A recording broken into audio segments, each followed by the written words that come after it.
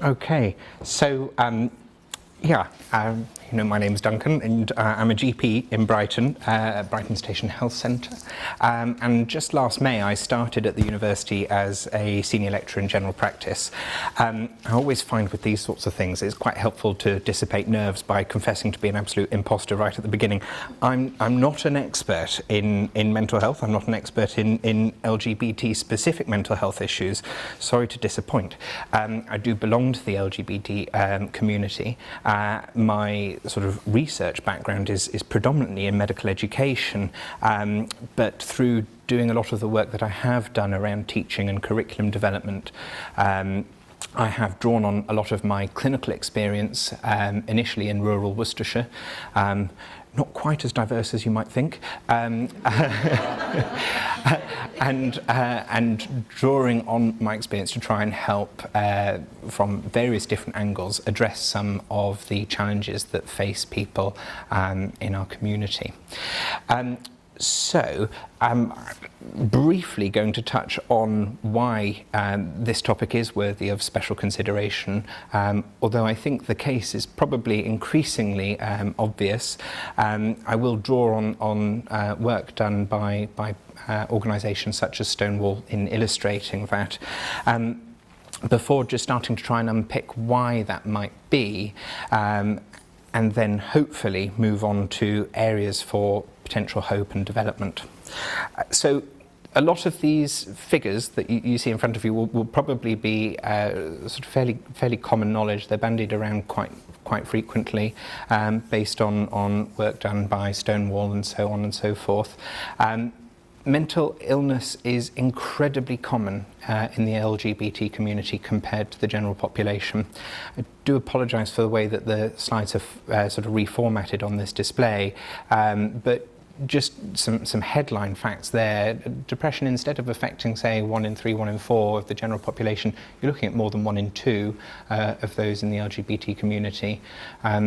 Rates of suicidality and thoughts of suicidal ideation are much higher, and attempts at suicide are much higher as well.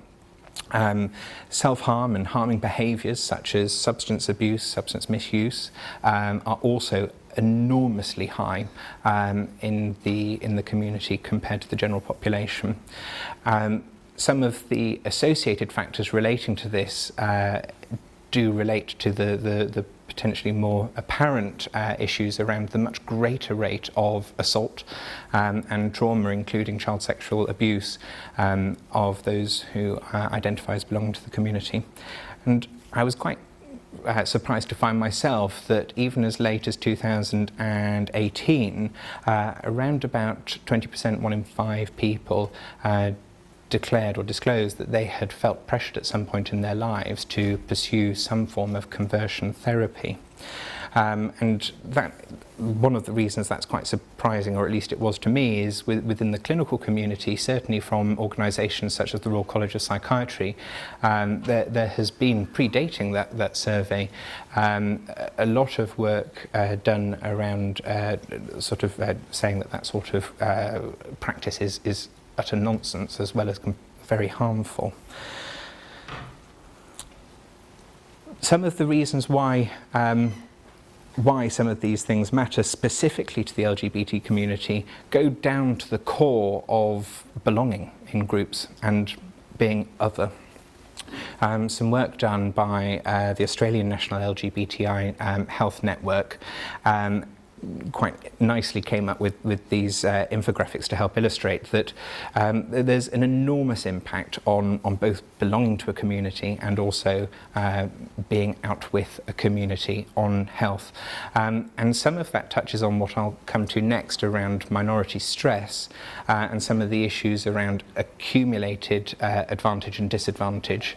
But there is a very, very tangible link between purely belonging to and being accepted within a social network and both physical and mental health outcomes.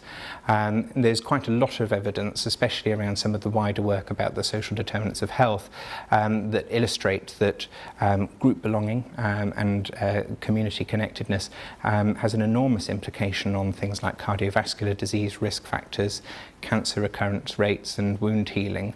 So some very tangible physical health examples, as well as perhaps some of the more immediately apparent links between a sense of connectedness and psychological well-being, loneliness, isolation, stress and low mood. Going along with exclusion, you also tend to find an increased risk of some of the behavioural adaptations that are a consequence of being excluded, such as substance abuse, self-harm, and so on and so forth. Importantly, the belonging and otherness is not just something that involves sort of social situations. It's something that permeates almost every structure in society. It's so embedded within our culture. Sort of gender norms, sexuality norms and things like that do absolutely underpin almost every normative assumption that is made in casual conversation that can lead to microaggressions of miscategorization, all the way through to indirect and direct discrimination, which is why we see effects of belonging and otherness pervading aspects of being able to participate in job opportunities and things like that as well. So there are still many cases, and particularly the literature coming out of the United States that illustrate that there is a pervasive issue with discrimination in the workplace. So I touched on minority stress theory, which was something that was really developed in the early 90s, and then specifically in the context of LGBT health issues around the early 2000s. And essentially the belonging to a minority group, being othered somehow, exposes you to both distal, prejudicial and proximal, the way you might respond, stresses. Some of those stresses might be exclusion from groups and subsequent isolation. Some of them might be based on your response, such as putting on a particular mask or facade, or avoidance strategies. Over time, those chronic stresses have a physiological impact, so there's a greater circulation of cortisol and some other stress hormones, and that has an impact on physiological factors such as your blood pressure. And so it has an impact on tangible physical health outcomes. But on top of that, there are the social and structural issues that go along with that, such as differential participation in employment opportunities, social opportunities, as well as the fact that on top of differential participation and access, you are potentially at risk of poorer health outcomes as a consequence of the enduring minority stresses. That also interacts with other social issues, such as the way access to certain services, healthcare services itself, are very orientated around normative assumptions. And just to illustrate that, work done by the Royal College of General Practitioners back in 2014 illustrated that around about 1 in 20 people within the LGBT community, slightly less, I think it's about 1 in 17, disclosed that they felt unable to disclose their sexual identity or even present to a healthcare professional in the community in primary care to seek help. So there's a differential rate of access to the support that you might need, as well as an increased risk of poor physical as well as mental health outcomes. Some of this also goes back to some of the very real, tangible social structures that were put in place as a result of the evolution of things such as the legal system in our country.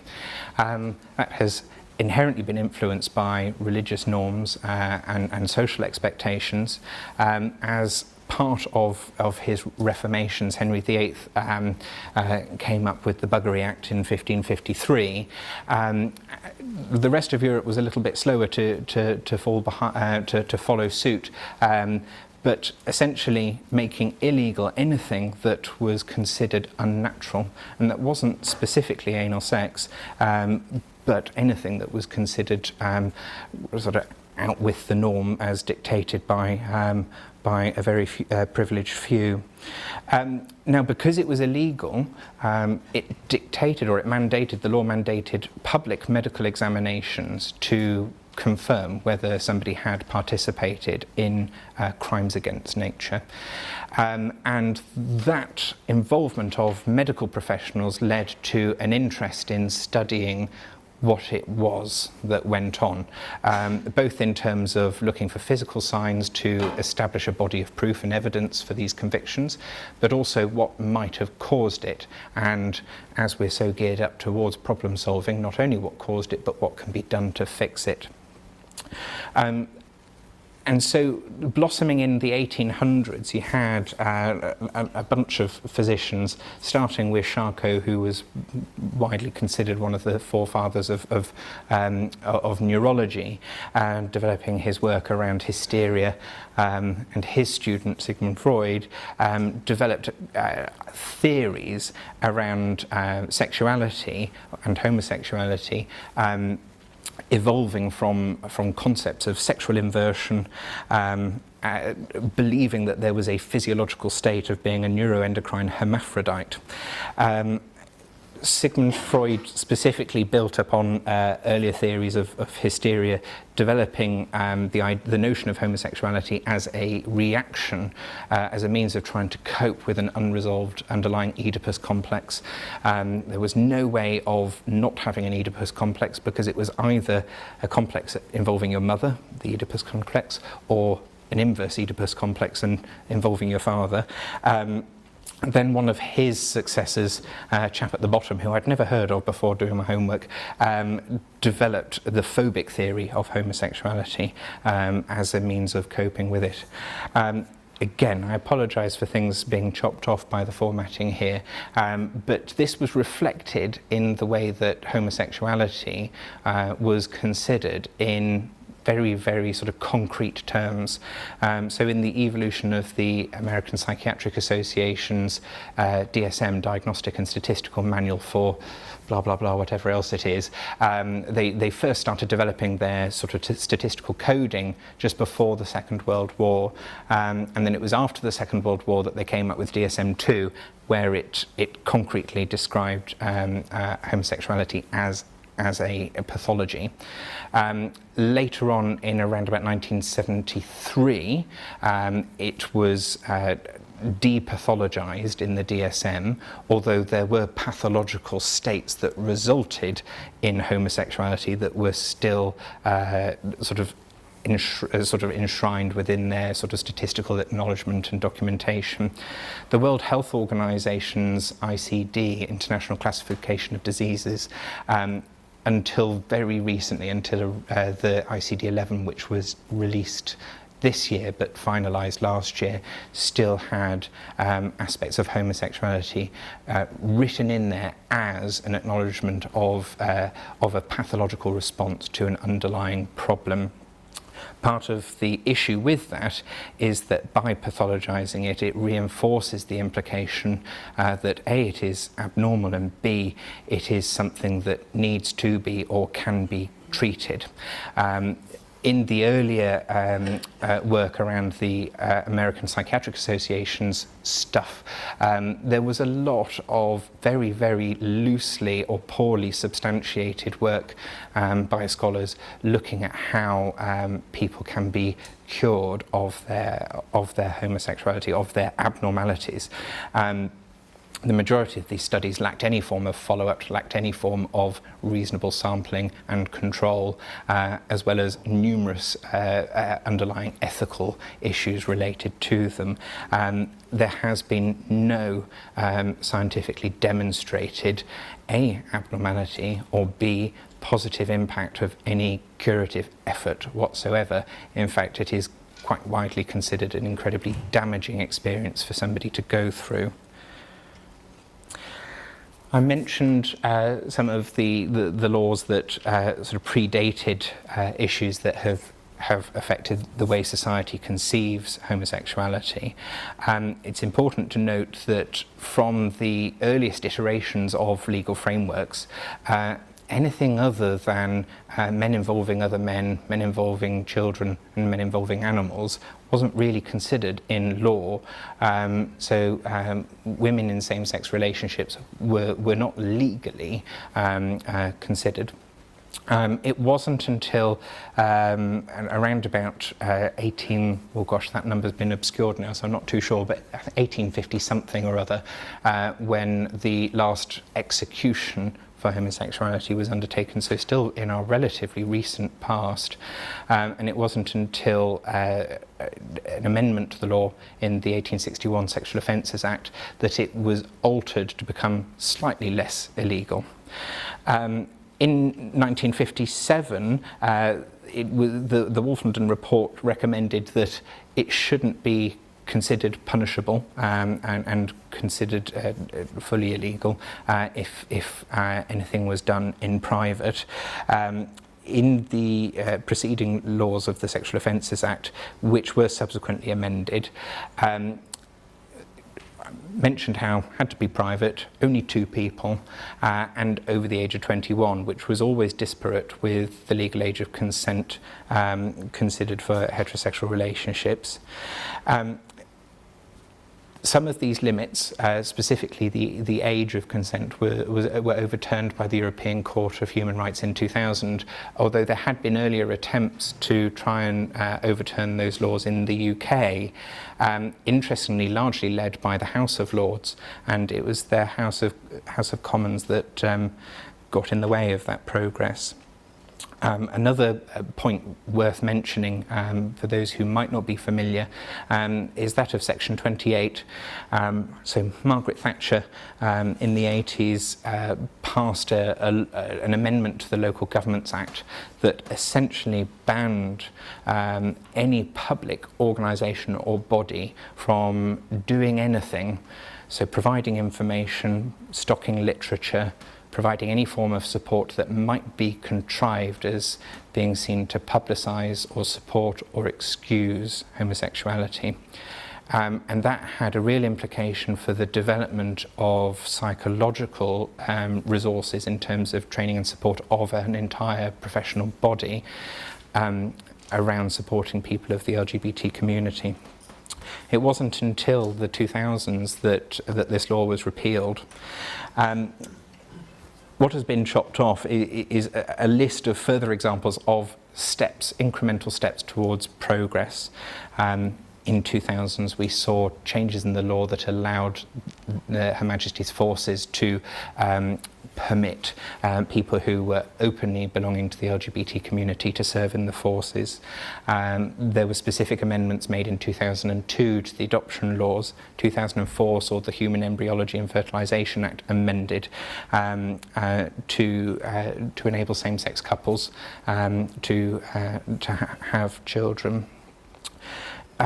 You might have come across, but I think it was about 2 years ago possibly, the BBC did a series called Gay Britannia, and it is all still available online.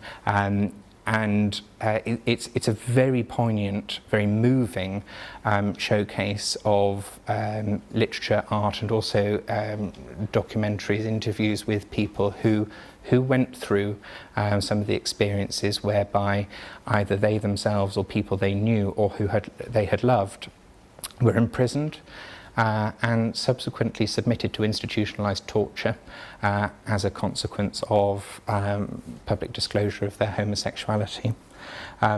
Some notable faces here, so you might recognise Alan Turing, oh goodness, I've got a mind blank, but this gentleman, Lord Edward Montagu, I think, I might have made that up, I'm not too sure, who was imprisoned for being accused and outed. He always vehemently denied it, but he was actually imprisoned. Alan Turing escaped a prison sentence by accepting chemical castration. But as I say, institutionalised torture. So what does this all mean when it comes to addressing mental health issues? Not only are mental ill health is that more prevalent within the community. Not only does the community face barriers to accessing the support they need, but there is also a disproportionate poor response to support and treatment. And some of that is because the treatment just isn't right. We've established that there is a much greater rate of trauma and of other things such as child sexual abuse within the community that goes unrecognised and unaddressed through standard treatment regimes. There is a disconnectedness between services, sort of like mainstream still being very heteronormative and not necessarily accommodating or addressing some of the underlying issues that particularly affect the community.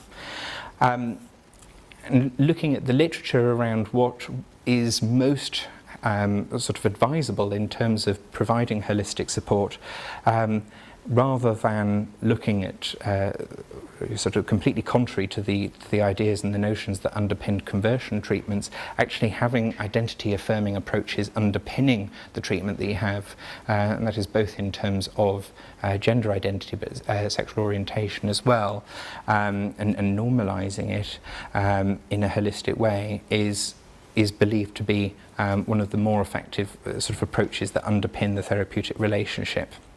Some of the other things that are particular barriers within standard offerings of NHS support for mental health, the duration and the contact with an individual to have that particular episode of support needs to be an awful lot longer. Having your 6 weeks of CBT isn't helpful when you're undergoing a process of discovery, identity formation and transition, and I use the word transition in sort of a myriad way, that outstrips the 6 week sort of containment of your particular treatment. The models and the access that are on offer to people probably, well, I say probably, definitely, perhaps not enough as it is for everybody anyway, but certainly overly influenced and restricted by normative assumptions that are exclusive of people from the LGBT community. But thinking about what we do next, and again, I'm awfully sorry about the way that this has come out, but actually Northern Ireland have done quite an enormous amount of work around this and scoping how services can be better supportive of people from the community. And actually some of the themes that they came out with from their report would probably benefit everybody who's trying to access mental health support, but specifically looking at constantly evaluating and striving towards best practice. Offering online CBT may be cost effective, but it is of dubious clinical benefit. Even the evidence that NICE draw on suggests the same. Being holistic in your approach, having staff that have the right skills and expertise to support people with specific needs, especially thinking about trauma-informed care, developing different models of access that support people from a range of different communities in accessing the support that they have, as well as investing in a quality physical environment. Now, a lot of this does sound like it's going to require an awful lot of money and time, and the mental health services within the NHS are vastly overstretched and just don't have that. But being a general practitioner and largely being biased and orientated towards the general practice literature, one of the things that should be fundamental and underpin all of this is a whole person orientation to care. And that is something that I believe the majority of clinicians get very passionate about, but perhaps aren't necessarily enabled to provide or work in that particular way. But by seeing the person as a whole and respecting them as an individual and personalising the care to their needs, specific to their identity and specific to their experience, there is much greater potential to tailor what is available, however limited that may be, in a way that is more effective to that individual whilst maintaining an ongoing and sustained therapeutic relationship. And so to end on a high note, I see whilst there is a need for very specific mental health support, I see one of the underpinning and enduring strands to supporting individuals from the community actually sitting within the purview of general practice. Not that I'm worried of being short of work in the future, but I see that is probably one of the areas for significant growth as well as responsibility.